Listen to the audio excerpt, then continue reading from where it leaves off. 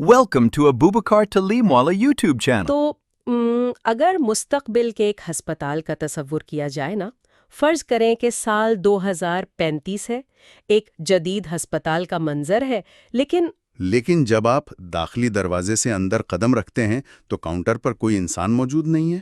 ہاں بالکل کوئی انسان نہیں ہے، ہر طرف صرف چمکتی ہوئی اسکرینیں ہیں، ایک مشینی اور مصنوعی آواز ہے جو رہنمائی کر رہی ہے، اور تھوڑا آگے چل کر ایک روبوٹ ہاتھ میں اسٹیتھوسکوپ پکڑے کھڑا ہے۔ جو وائٹل سائنس چیک کرنے کے لیے بالکل تیار ہے۔ بالکل، اور یہ کوئی سائنس فکشن فلم کا سین نہیں لگ رہا، بلکہ یہ وہ مستقبل ہے جس کی طرف دنیا بہت تیزی سے بڑھ رہی ہے۔ 100% ایسا ہی ہے۔ اچھا، اسے تھوڑا کھولتے ہیں۔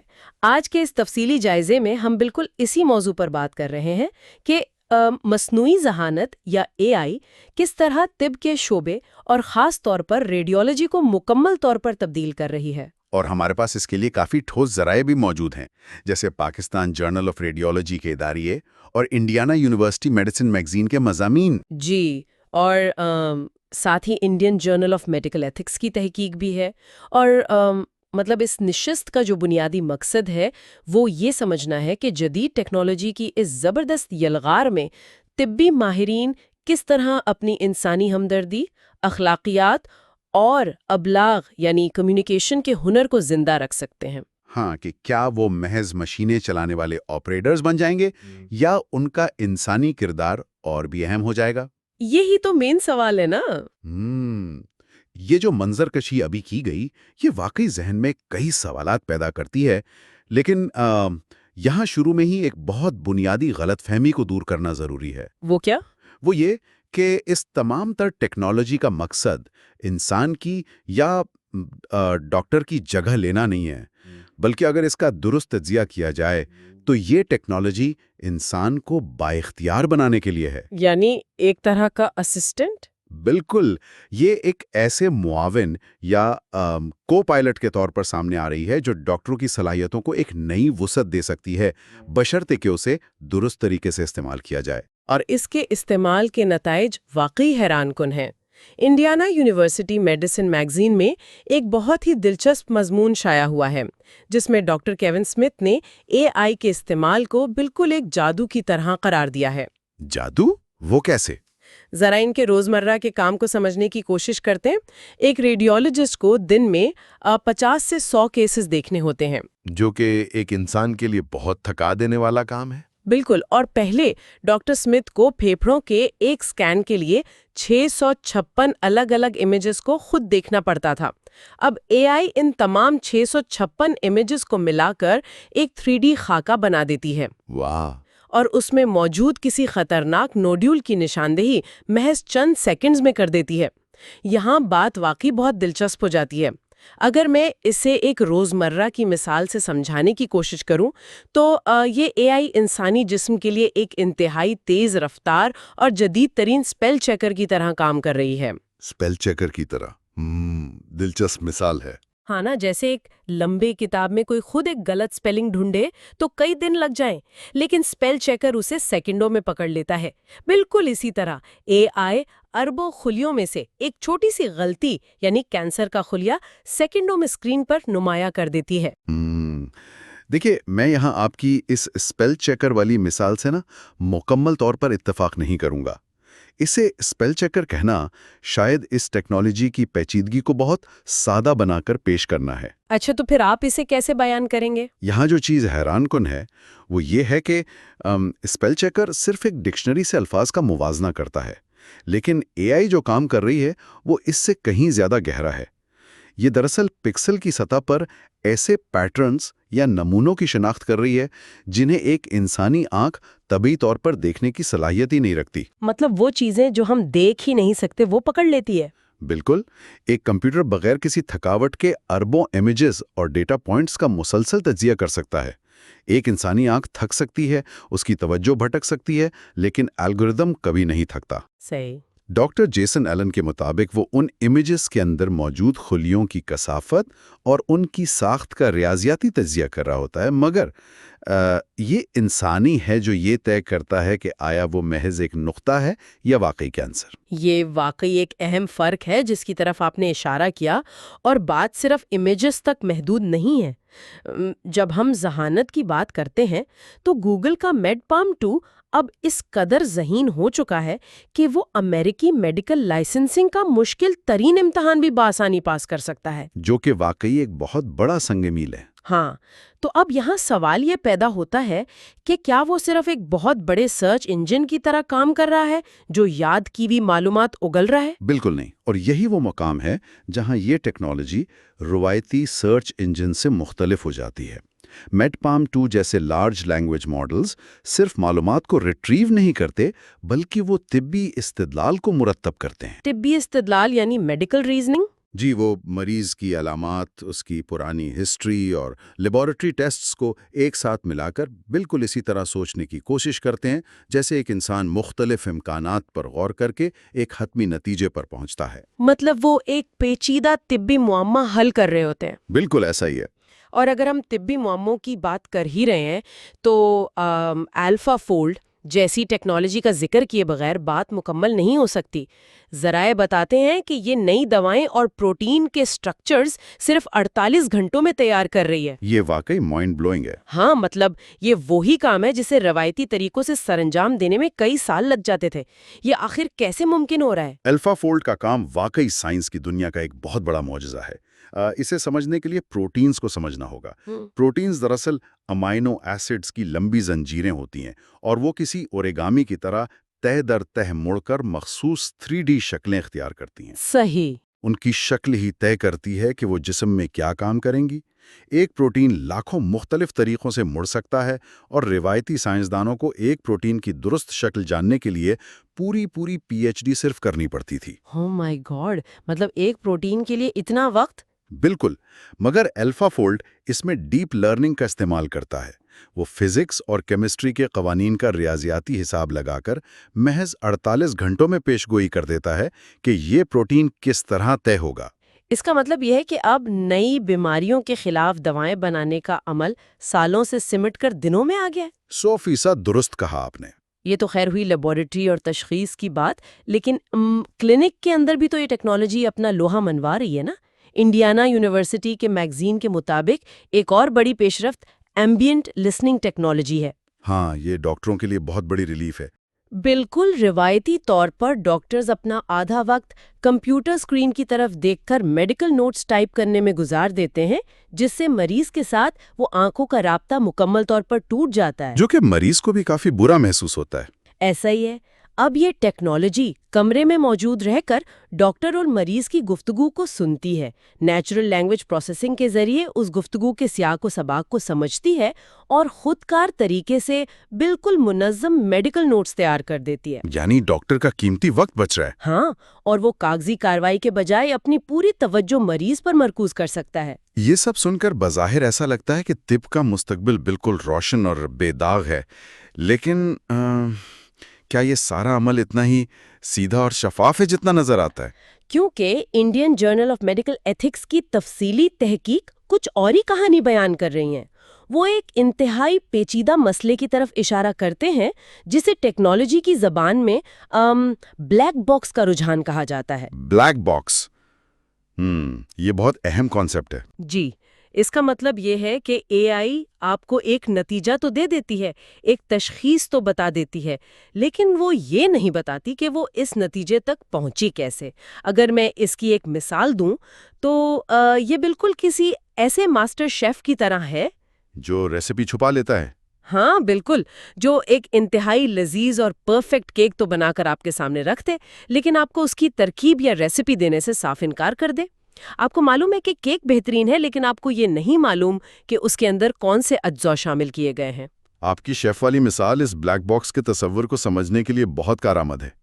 اگر ہم اسے تکنیکی زبان میں دیکھیں نا، تو ڈیپ لرننگ ماڈلز کے اندر نیورل نیٹ ورکس کی لاتعداد تہیں ہوتی ہیں، لیئرز ہوتی ہیں۔ صحیح۔ جب کوئی ڈیٹا ان کے اندر ڈالا جاتا ہے تو وہ لاکھوں اور بعض اوقات اربوں پیرامیٹرز کے درمیان ضرب اور تقسیم ہوتا ہے۔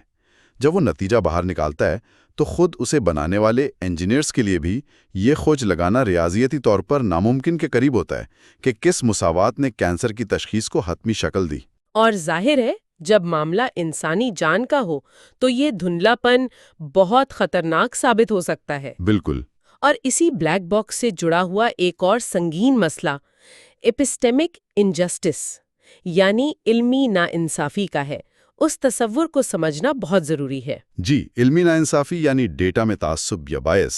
ہاں، اگر ہم اسے ریڈیولوجی کے تناظر میں دیکھیں تو اس کا مطلب ہے کہ ڈیٹا میں موجود اسی تعصب کی وجہ سے کسی مخصوص طبقے کے ساتھ طبی تشخیص میں ناانصافی ہونا۔ یہ ایک اہم سوال اٹھاتا ہے اور اس کی ایک بہت واضح مثال دیہی اور شہری علاقوں میں پائے جانے والے تپدق یا ٹی بی کی ہے۔ وہ کیسے؟ فرض کریں کہ ایک اے آئی ماڈل کو صرف کیلیفورنیا یا نیو یارک کے متمول شہریوں کے سینے کا ایکس رے دکھا کر ٹرین کیا گیا ہے۔ اب اگر اس سسٹم کے سامنے ایک غریب کسان کا ایکس رے رکھا جائے جس کے پھیپھڑے سالوں کے دھوئیں، گرد و غبار اور ناقص خوراک کی وجہ سے پہلے ہی مختلف نظر آتے ہیں، صحیح، اور اسے کوئی مخصوص قسم کی دیہی ٹی بی ہو چکی ہے، تو وہ الگوریدم بالکل کنفیوز ہو جائے گا۔ وہ مشین اس کسان کی بیماری کو یا تو کچھ اور سمجھے گی یا اسے مکمل طور پر نظر انداز کر دے گی کیونکہ اس کا ڈیٹا بیس ایسی کسی چیز سے نا آشنا ہے۔ الگوریدم وہی کچھ سیکھتا ہے جو اسے دکھایا جاتا ہے۔ بالکل۔ اور یہی چیز پاکستان کے حوالے سے بھی انتہائی تشویشناک ہے۔ ذرائع بتاتے ہیں کہ پاکستان میں آغا خان ہسپتال، شوکت خانم اور پی کے ایل آئی جیسے بڑے اور جدید ہسپتالوں میں تو اے آئی کا استعمال اور اس کی آزمائش باقاعدہ شروع ہو چکی ہے۔ جو کہ ایک اچھی خبر ہے۔ اچھی خبر تو ہے، لیکن غریب اور دیہی علاقوں کے چھوٹے ہسپتالوں میں یہ سہولیات اشروں تک نہیں پہنچ پائیں گی۔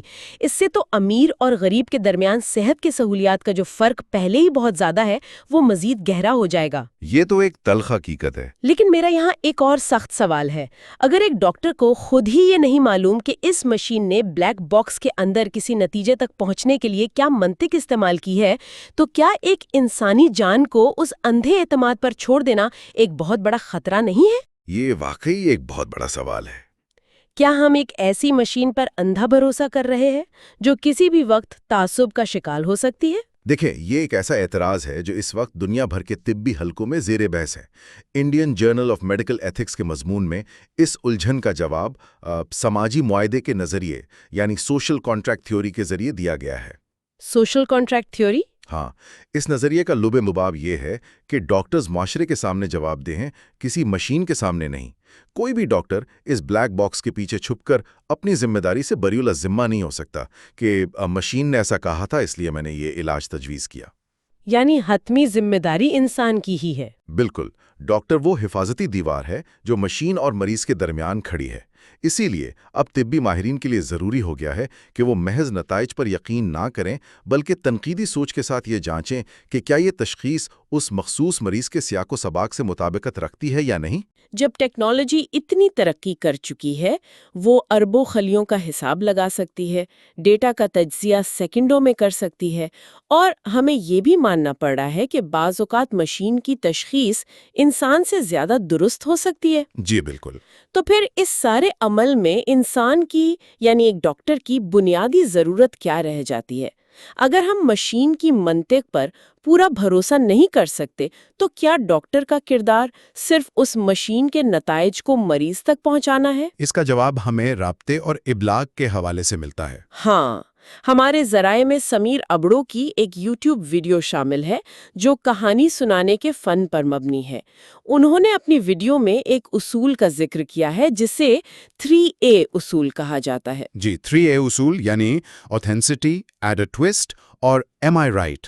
بالکل، پہلا اے ہے اوسینسٹی یعنی اصلیت اور جذبات، دوسرا اے ہے ایڈ اے ٹوسٹ یعنی کہانی میں کوئی نیا موڑ یا تجسس پیدا کرنا، اور تیسرا اے ہے ایم آئی رائٹ یعنی درست سامعین کو ہدف بنانا۔ اور اس میں وہ جو کیرن کی کہانی سناتے ہیں وہ بڑی دلچسپ ہے۔ ارے ہاں، جس پر کافی گرتی ہے، وہ نیا ٹاپ خریدنے جاتی ہے اور اسے پتہ چلتا ہے کہ اس کا وزن کم ہو گیا ہے۔ بالکل، بظاہر یہ اصول پبلک سپیکنگ کے لگتے ہیں، لیکن کیا یہ میڈیکل سائنس میں بھی لاگو ہوتے ہیں؟ بالکل لاگو ہوتے ہیں، اور یہیں پر انسان اور مشین کا فرق واضح ہوتا ہے۔ ہم اس 3A اصول کو کسی عام کہانی کے بجائے سیدھا ایک میڈیکل منظر نامے پر منطبق کرتے ہیں۔ وہ کیسے؟ فرض کریں ایک ڈاکٹر کو ایک مریض کو بتانا ہے کہ اس کی بائیوپسی میں کینسر کی تصدیق ہو گئی ہے۔ اب اگر مشین کو یہ کام دیا جائے تو وہ صرف ایک پرنٹ آؤٹ نکال کر دے گی جس پر لکھا ہوگا کہ نوڈیول خطرناک ہے، جو کہ مریض کے لیے بہت خوفناک ہو سکتا ہے۔ بالکل۔ لیکن ایک ڈاکٹر اس 3A اصول کو کیسے استعمال کرے گا؟ سب سے پہلے وہ آتھینٹسٹی یعنی اصلیت کا سہارا لے گا۔ وہ مریض کے سامنے بیٹھ کر اس کی آنکھوں میں دیکھ کر یہ تسلیم کرے گا کہ یہ خبر پریشان کن ہے۔ وہ مریض کے خوف کو محسوس کرے گا۔ اور پھر وہ ایم آئی رائٹ کرے گا، یعنی وہ بھاری بھرکم طبی اصطلاحات جیسے کارسینوما استعمال کرنے کے بجائے مریض کی ذہنی سطح کے مطابق آسان الفاظ میں بات کرے گا۔ ہاں، اور پھر وہ ایڈ اے ٹوسٹ کرے گا، یعنی وہ صرف بیماری کی ہولناکی نہیں بتائے گا بلکہ ایک نیا موڑ دے کر بتائے گا کہ بیماری خطرناک ضرور ہے، لیکن خوش قسمتی سے یہ اس مقام پر ہے جہاں یہ نئی ٹارگیٹڈ تھراپی سے بالکل ختم ہو سکتی ہے۔ یہ کہانی کو امید کی طرف موڑنے کا فن ہے جو کوئی مشین نہیں جانتی۔ اور اسی انسانیت کا اظہار الفاظ اور ان کی ادائیگی سے ہوتا ہے۔ ہمارے ذرائع میں ٹاک پال سے لیے گئے اردو کے کچھ ہمدردانہ جملوں کا حوالہ بھی موجود ہے۔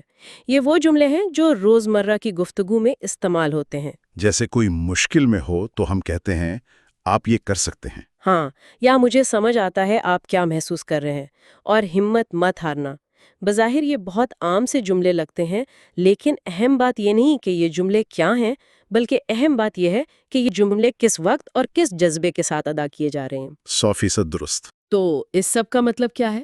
اگر میں ایک اور مثال دوں تو اے آئی ایک انتہائی جدید اور درست نقشہ تو ہو سکتی ہے جو راستہ دکھا دے، لیکن طوفان اور اندھیرے میں جب کوئی مسافر ڈرا ہوا ہو تو اس کا ہاتھ تھام کر اسے دلاسا دینا اور اسے یقین دلانا کہ وہ تنہا نہیں ہے، یہ صرف ایک انسان کے ہی بس میں ہے۔ بالکل۔ ایک مشین کبھی وہ احساس نہیں دے سکتی جو ایک ڈاکٹر مریض کے کندھے پر ہاتھ رکھ کر دیتا ہے۔ آپ نے جس جذبے کی بات کی، اخلاقیات کی اصطلاح میں اسے ایتھکس آف کیئر کہا جاتا ہے۔ اس نظریے کے تحت طب صرف بیماری کو ختم کرنے کا نام نہیں ہے، بلکہ اس انسان کی بحالی کا نام ہے جو اس بیماری کا شکار ہے۔ صحیح۔ ایک انسان کا جذباتی پہلو، اس کا دکھ اور اس کی بیماری کا خاندانی سیاق و سباق، وہ چیزیں ہیں جو کوئی الگورتھم کبھی نہیں سیکھ سکتا۔ کیونکہ الگورتھم تو صرف ڈیٹا دیکھتا ہے۔ ہاں، الگورتھم ڈیٹا پوائنٹس کو سمجھتا ہے، وہ ریاضیاتی مساواتیں حل کرتا ہے، لیکن وہ خوف، امید یا ہمدردی کو پروسیس نہیں کر سکتا۔ یہی وجہ ہے کہ جب مشین اپنا کام ختم کر لیتی ہے تو وہاں سے ڈاکٹر کا اصل کام یعنی شفا دینے کا عمل شروع ہوتا ہے۔ تو اس بدلتے ہوئے دور میں جہاں مشینیں اتنی ذہین ہو رہی ہیں اور دوسری طرف انسانی رشتے کی اہمیت بھی برقرار ہے، مستقبل کے ڈاکٹروں کی تربیت کیسے ہوگی؟ یہ ایک بہت بڑا سوالیہ نشان ہے۔ اور اس پر کافی کام بھی ہو رہا ہے۔ پاکستان جرنل آف ریڈیولوجی کے اداریے میں اس بات پر بہت زور دیا گیا ہے کہ اب میڈیکل کالجز میں ٹریننگ کا پرانا طریقہ نہیں چلے گا۔ یعنی اب صرف ایکس رے پڑھنا کافی نہیں ہے؟ جی، مستقبل کے ڈاکٹروں کو صرف ایکس رے پڑھنا نہیں سکھانا، بلکہ انہیں اے آئی لٹریسی اور الگورتھم کی تشریح بھی سکھانی ہوگی۔ انہیں یہ پتہ ہونا چاہیے کہ مشین کام کیسے کرتی ہے اور اس کی خامیاں کہاں چھپی ہو سکتی ہیں۔ اور اسی حوالے سے ایک بہت ہی زبردست اور حیران کن ٹیکنالوجی جس کا ذکر ذرائع میں آیا ہے وہ ہے digital twin technology. Digital twin یہ میڈیکل سائنس اور تربیت کے میدان میں ایک نیا انقلاب ہے۔ بالکل، اس میں ہوتا یہ ہے کہ ایک حقیقی انسان کا مکمل ورچوئل یا ڈیجیٹل 3D ماڈل بنایا جاتا ہے۔ اس انسان کے خلیوں کا ڈیٹا، اس کی جینیات، اس کا میٹابولک ریٹ اور بیماریوں کا سارا حیاتیاتی ڈیٹا اس ڈیجیٹل ماڈل میں ریاضیاتی شکل میں منتقل کر دیا جاتا ہے۔ کمال ہے۔ اور پھر کوئی بھی نئی دوائی یا خطرناک علاج اصل انسان پر آزمانے سے پہلے اس ڈیجیٹل ماڈل پر آزمایا جاتا ہے۔ یہ ماڈل بالکل اسی طرح رد عمل دیتا ہے جیسے کوئی انسانی جسم دیتا۔ اس کا فائدہ یہ ہے کہ ڈاکٹر پہلے ہی دیکھ لیتے ہیں کہ اس دوائی کا کیا سائیڈ ایفیکٹ ہوگا۔ ہاں، وہ دل کی دھڑکن کو کیسے متاثر کرے گی، اور اصل انسان کسی بھی قسم کے خطرے سے مکمل محفوظ رہتا ہے۔ یہ ٹیکنالوجی مستقبل کی تربیت کا ایک اہم حصہ بننے جا رہی ہے۔ اور یہ ساری تبدیلیاں اب ہمیں پاکستان کے نصاب میں بھی نظر آنا شروع ہو گئی ہیں۔ ہمارے ذرائع میں شامل بکس ہب پاکستان کا جو طبی کتب کا تازہ ترین کیٹلاگ ہے، وہ اس کی ایک جیتی جاگتی مثال ہے۔ جی میں نے بھی وہ کیٹلاگ دیکھا ہے. اگر اس کا جائزہ لیا جائے تو جہاں ایک طرف روایتی طبی کتابیں موجود ہیں جیسے بچوں کی صحت کے حوالے سے text book of neonatal resuscitation یا ہڈیوں کی ساخت پر میسکولوسکیلیٹل ریڈیولوجی FRCR ورس. ہاں وہیں اب ان کے بالکل ساتھ AI فار ریڈیولوجی اور مشین لرننگ پر مبنی کتابیں بھی شامل ہو رہی ہیں. یہ اس بات کا ثبوت ہے کہ میڈیکل کی تعلیم کس تیزی سے کروٹ لے رہی ہے. لیکن یہاں ایک بہت بڑی تشویش بھی سامنے آتی ہے. وہ کیا؟ اگر تمام مشکل کام جیسے لاکھوں امیجز میں سے پیچیدہ پیٹرنز کو سمجھنا اور ڈیٹا کا تجزیہ کرنا یہ سب مشین خود ہی کر لے گی تو کیا نئے آنے والے ڈاکٹرز اپنی وہ بنیادی تشخیصی حس نہیں کھو دیں گے جو پرانے ڈاکٹروں کا ترہ امتیاز تھی؟ یہ تو ہے. کیا ہم انہیں معالج کے بجائے محض ٹیکنالوجی مینیجرز تو نہیں بنا رہے؟ یہ ایک بہت جائز تشویش ہے اور اس پر عالمی سطح پر بحث جاری ہے. اگر ہم اسے بڑی تصویر سے جوڑیں تو اس سوال کا جواب ہمیں انڈیانا یونیورسٹی کے ماہرین کی موجودہ حکمت عملی میں ملتا ہے. ان کی ٹریننگ کا طریقہ کار یہ ہے کہ وہ پہلے اور دوسرے سال کے ریڈیولوجی کے طلباء کو آج بھی پرانے اور روایتی طریقے سے ہی امیجز پڑھنا سکھاتے ہیں. اچھا، یعنی بیسک سکلز پر زور دیتے ہیں. ہاں، وہ انہیں فوراً AI ٹولز نہیں تھما دیتے. انہیں پہلے اپنی انسانی تشخیصی حس کو بیدار کرنا ہوتا ہے. یہ سمجھنا ہوتا ہے کہ ایک عام ایکس رے پر روشنی اور سائے کا کیا مطلب ہوتا ہے. تو مقصود نئے ڈاکٹروں کو AI پر مکمل انحصار کرنے والا یا جسے ہم AI ریلائنٹ کہتے ہیں وہ بنانا قطعی نہیں ہے. بالکل نہیں، بلکہ انہیں اتنا قابل بنانا ہے کہ وہ AI کی مدد سے بہترین اور تیز ترین فیصلے کر سکیں، لیکن ساتھ ہی ان کی انسانی سوچ اور ان کی تنقیدی صلاحیت ہمیشہ بیدار رہے. انہیں معلوم ہونا چاہیے کہ مشین کب غلطی کر رہی ہے. صحیح. تو آج کے اس طویل اور تفصیلی جائزے کو اگر سمیٹا جائے تو یہ بات بالکل واضح ہو کر سامنے آتی ہے کہ طب کے میدان میں AI بلا شبہ ایک بہترین معاون اور کو پائلٹ ہے، لیکن یہ کسی بھی صورت انسان کا مکمل متبادل نہیں ہو سکتی. بالکل درست. اس بحث میں یہ بات سامنے آئی کہ کس طرح یہ ٹیکنالوجی محض 48 گھنٹوں میں نئی دوائیں تیار کر سکتی ہے، کینسر کے ان باریک ترین خلیوں کو سیکنڈوں میں پہچان سکتی ہے جنہیں انسانی آنکھ دیکھ بھی نہیں سکتی، اور ڈاکٹروں کو گھنٹوں کی کاغذی کارروائی سے نجات دلا سکتی ہے. لیکن اس کے ساتھ ہی ساتھ ہم نے یہ بھی جانا کہ اس ٹیکنالوجی کے اندر تعصب، ایپسٹیمک انجسٹس اور بلیک باکس جیسے سنگین اخلاقی خطرات بھی چھپے ہوئے ہیں. ہاں، جن پر نظر رکھنا، انہیں سمجھنا اور ان کو سنبھالنا صرف ایک انسان یعنی ایک ذمہ دار ڈاکٹر ہی کا کام ہے. مشین کتنا ہی درست نتیجہ کیوں نہ نکال دے، وہ جوابدہ نہیں ہو سکتی. جوابدہ ہمیشہ انسان ہی رہے گا. یہ بالکل درست خلاصہ ہے. ٹیکنالوجی چاہے جتنی بھی ترقی کر لے، طب کی بنیاد میں موجود انسانیت اور ہمدردی کی اہمیت کبھی کم نہیں ہو سکتی. ہاں، ہمدردی کے دو بول جو ایک ڈاکٹر کی زبان سے ادا ہوتے ہیں اور جس طرح وہ مریض کو ایک بیماری نہیں بلکہ ایک انسان سمجھ کر ڈیل کرتا ہے، وہ عمل بھی علاج کا ہی ایک لازمی حصہ ہوتا ہے. 100%. اور اسی بات پر اس گفتگو کو ایک حتمی اور فکر انگیز خیال پر ختم کیا جا سکتا ہے. آج کی جدید میڈیکل سائنس تیزی سے ڈیجیٹل ٹوین بنا رہی ہے تاکہ جسمانی بیماریوں اور دوائیوں کے اثرات کا مشاہدہ کسی بھی خطرے کے بغیر ایک ورچوئل ماڈل پر کیا جا سکے. بالکل. ہم خلیوں کی نقل تو بنا رہے ہیں، لیکن کیا کبھی کوئی ایسا ڈیجیٹل ماڈل یا کوئی ایسی مشین بھی بن پائے گی جو اس روحانی اور نفسیاتی شفا کی نقل کر سکے جو ایک ڈاکٹر کی مسکراہٹ اور اس کے نرم لہجے میں یہ کہنے سے ملتی ہے کہ ہمت مت ہارنا، میں آپ کے ساتھ ہوں؟ سوچنے کی بات ہے. سننے والوں کے لیے یہ ایک ایسا سوال ہے جو ٹیکنالوجی کے اس دور میں ہر ذی شعور انسان کو سوچنے پر مجبور کر دیتا ہے. اس پر ضرور سوچیے گا. Thank you for watching Abubakar Talimwala's videos. Please subscribe and share with your friends and family.